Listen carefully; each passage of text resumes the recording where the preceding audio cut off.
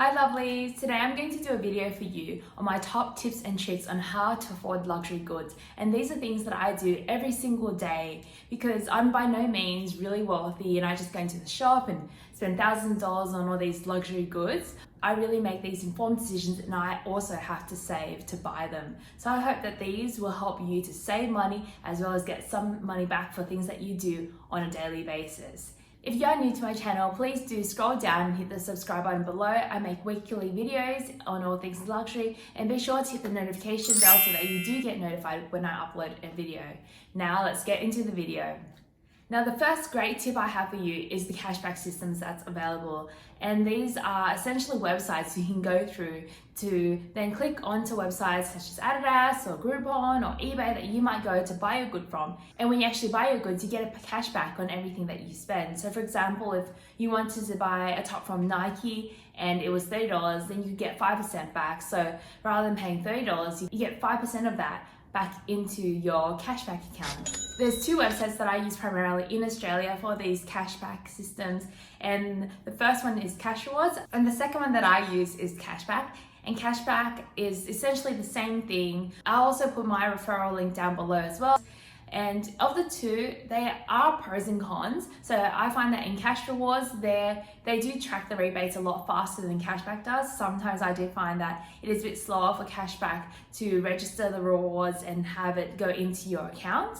But in saying that, oftentimes I will find that for the exact same website, so for example, eBay or Amazon, I find that Shopback actually has a much better rate of cashback. So that's just some things to consider. And when there are big sales like Black Friday or Cyber Monday, they'll have extra cashback bonuses. So you might even get up to 50% on a good. So say for example, you're buying a pair of shoes and it's $100, you get $50 back in your account. So it's actually a great way to get some money back for things that you would otherwise spend the money on anyways.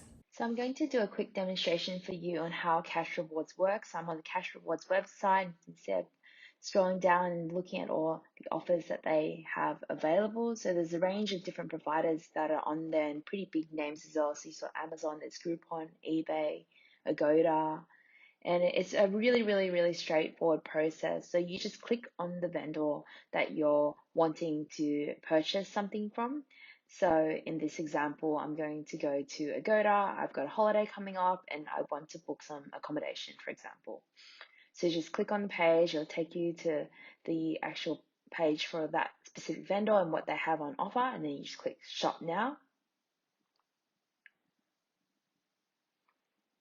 It'll load the merchant and it'll take you straight to the Agoda website.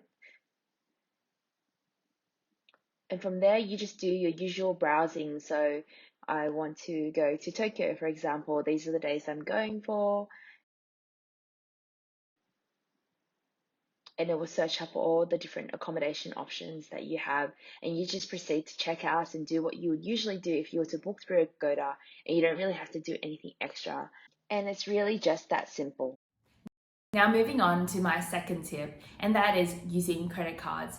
So credit cards is quite a controversial topic because of course if you're not paying off your credit card in full every month, then you are incurring crazy high interest rates on those credit cards, and I'm definitely not advocating you getting into more debt or buying things on credit cards if you don't have the actual money for it. So this is really focused on how to save and how to get a bit more bang for your buck. And the reason I suggest credit cards is because credit cards, some of them have these reward systems. So what that means is for every dollar you spend, you'll get a set reward point back. And it's a great way. The reward system can even help you to pay off your credit card because you can use those points towards your account balance. So when you're out there looking for a credit card to help accumulate these points, some of the things that I would look out for is in terms of the annual card fees. How much is the annual card fee that you have to pay every year? If it is a high annual card, then it may not be worth your effort. I would also suggest looking at the rewards points. So how much for every dollar spent do you get back in rewards? Because every reward system has a different rate of earning, and that's something that's quite important in terms of how fast you can build the rewards and actually reap the benefits of it. And that goes into the third aspect of looking at credit cards, which is in terms of the actual redemption rates, how many points does it take in order for you to say take off $100 off your credit card bill? So there are some important things to consider. And also the fourth thing I would look at in terms of when you're looking at credit cards are these bonus points. Quite often credit cards will run these campaigns where if you spend a certain amount of money, say for example $3,000 within the first 3 months, then you'll get an extra bonus points, which could be 60,000 or 100,000 points. And that is the equivalent of say spending $100,000 within 3 months, but you get it in 3 months by spending $3,000. So that's just some things to consider. And again, I emphasize using credit cards is a great way if you pay it off in full. So definitely not encouraging you to use a credit card and get into more debt. Now moving on to my third tip, and that is cutting out the small daily expenses. And what I mean by this is the coffees that you really don't need to buy out. You could make coffee at home and take it to work with you, because if you think about it, one coffee is about $5 on average for a cup of coffee. You buy that every single day, that's $25 a day. And that really adds up over time. And sometimes, you'll buy more than one coffee. So that could easily be $10 a day. And over the course of a year, you can just think about how much money you would be spending buying coffee. And the same goes for buying lunch as well. So even though they seem like really small amounts, on a daily basis, spending that money, it really adds up, and you could really put that money aside towards these bigger purchases that you're looking to get or that you're working towards. Now moving on to my fourth tip, and this is generally when you're out shopping in the shops, even physically in-store or online, is to do with your everyday shopping. So we're talking about things that you would be buying anyways. And what has saved me a lot of money over the time is doing a quick Google. And so I can give you a great example of this. So I was out buying a cutlery set as a gift for a friend. And I went to one of the department stores in Sydney, and I think this cutlery set retailed for about $240. It was on sale, I was like, oh my God, that's amazing. It was $150. So that's a decent saving off the cutlery set. Before I even went to the counter to pay for it, I had a quick Google. I just looked up the name of the cutlery set, looked at the product like for like, so exactly the same product, just had a Google and saw what the price was online, and straight away I could see there was another store in Sydney that was actually selling for $89. So I went up to the counter and just asked them casually, hey, look, I see that you have this item for $159 or whatever it was, and they're selling it for $89 at this other place. Can you do a price beat? It's as easy as that. It's a simple question and it costs you nothing. And the worst thing that could happen is they could say, no, we can't, we don't do price beat. Okay, no worries, no problems. Now you have the option, you could go somewhere else and save yourself $60, or if you wanted to and you really need that item, then you could buy for it. But at least you gave it a shot. And on the other side, the flip side of that is, best scenario, they would go, yes, we have a price beat policy. We can match that price, no problem. We can do that for you here in store. You don't even need to go to the other store, but you've saved yourself $60 on something you would have spent anyways. And even if they can't match that price exactly the same, they may offer you a discount, a lower price, just to be a bit closer to it. And that's still a saving. So it's a saving on something that you would have paid for anyways, and it's money back in your pocket. So it's definitely something worth doing. Just do a quick Google, just look at, and that's the beauty of the society we're in now. Everything is so accessible, everything is online, all the information is out there.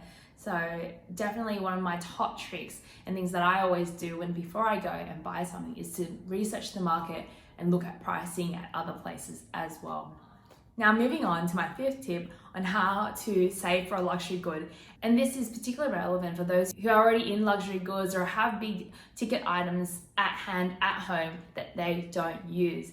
And usually these things, they were talking about designer handbags that could be worth thousands of dollars, or a car that you don't really drive, or a piece of furniture that you find is redundant, clothing that might be designer clothing worth $100 that you never reach for. And what I would say is sell them, get the money back. There's no point in having that good on your shelf sitting there if you're not going to use them, when you could actually sell that item, get the money and put it towards something that you would absolutely love and make the most out of. And that's the surefire way to, get a quick few $100, a few $1,000, and just help you get that much closer to your dream goal and to get that item that you've been saving for. Now, we've talked a lot about saving and getting money back for purchases that you do on a daily basis. And I'm also going to go into the spending side of things. in terms of making large impulse purchases. And I know I'm also guilty of it. I've made impulse purchases because they were on sale, or I thought, oh, I saw the craze on Instagram or YouTube, whatever it might be, and I went and purchased that good without really thinking about it. And more times than not, they have been purchases which I've absolutely regretted because one, I probably never used them, and two, they're probably quite expensive. And I can give you a great example of that, and that's the Givenchy Antigona that I made a YouTube video about recently. I love the design of the bag, and when I went into store, they had an amazing color that was on sale. So it was the light powder or beige nude color, but I always wear dark clothes. So because of that, the colors didn't really match, but I made the impulse purchase and it cost me over $1.5 grand, which I put into something that I didn't use at all. And it's definitely a purchase I regretted because it was money that I didn't need to spend. And that's what I would say. I would say don't make your purchases on impulse. Really think about it and even sit on it for 1 month. If you're still thinking about it after 1 month, then chances are then it will be a good purchase. But if you're buying it on the whim, or you walked into the store and you think, oh, that's really cute, that's beautiful, those ones, they could be hit and miss. And if you're trying to save towards something bigger, then being financially savvy, not spending chunks of money other places will help you move towards your goal that much faster. And now my last tip I'm going to give you today is really focused on those who are looking at buying luxury goods and luxury handbags. And what I can say in terms of saving and moving towards that goal is looking on the pre-loved market for the item that you're looking for, because oftentimes you can get items that are in great condition but are a fraction of the price. And the reasons why sometimes you can get such good bargains is sometimes people just want the money back, like they have other things that they're wanting to spend money on, or they need the money quick for certain emergency situations, and they'll put it on the market and they won't be too fussed about getting the highest price that they can. The other aspect is that there's always price increases that come with these luxury goods, like Louis Vuitton and Chanel. They have price increases once, twice a year. And so when they bought it, it was a lot cheaper than what it retails for now in store, brand new. And so because of that, they're willing to depart with it for a lot less than what it currently retails, but it could be close to what they paid for it or even more. But it's a great way for you to get a good bargain on those goods and still get the item that you want. So that's it today for my top tricks and tips on saving for luxury goods. Of course, these tips apply generally, not just for buying luxury goods and handbags, but any other big purchases that you're looking to get, such as if you're looking to get a car, or you're wanting to save because you want to move it out or buy new furniture, whatever it might be, these tips, they equally apply. Let me know in the comments below which one you think you would make the most out of, and I'll see you next time.